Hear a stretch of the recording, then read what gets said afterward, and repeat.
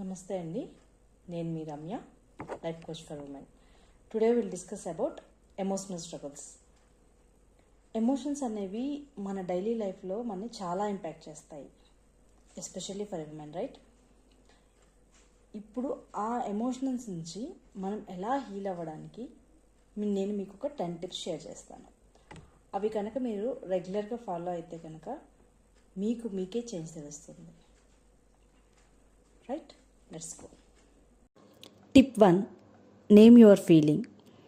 మనము చాలాసార్లు నాకు బాగాలేదు, నా మనసు బాగాలేదు అనుకుంటాం. అట్లా కాకుండా మన ఫీలింగ్కి ఒక నేమ్ అనేది ఇవ్వాలి. అది ఎలా అంటే, మనకి సాడ్ అనిపిస్తే ఐ ఫీల్ సాడ్, కోపం వచ్చిందనుకోండి ఐ ఫీల్ యాంగ్రీ.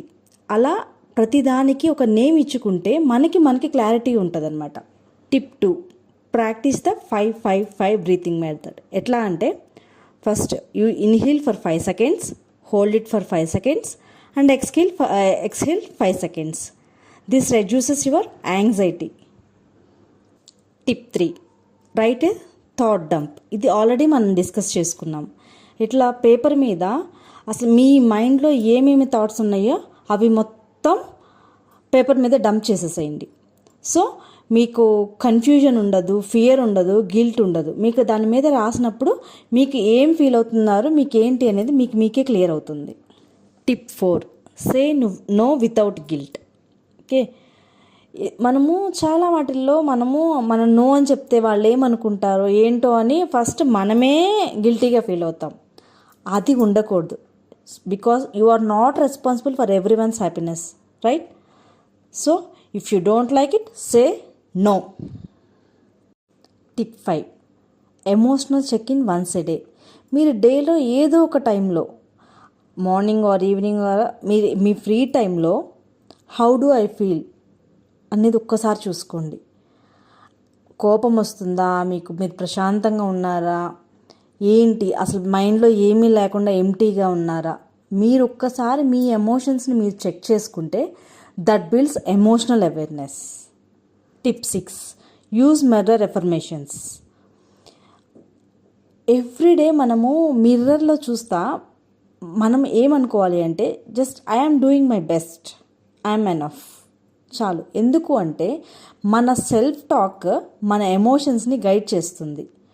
ట్రై చేయండి.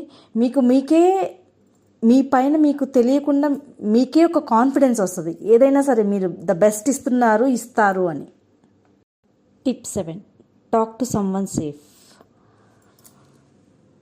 Share with someone who listens without judging. That it self heels, right?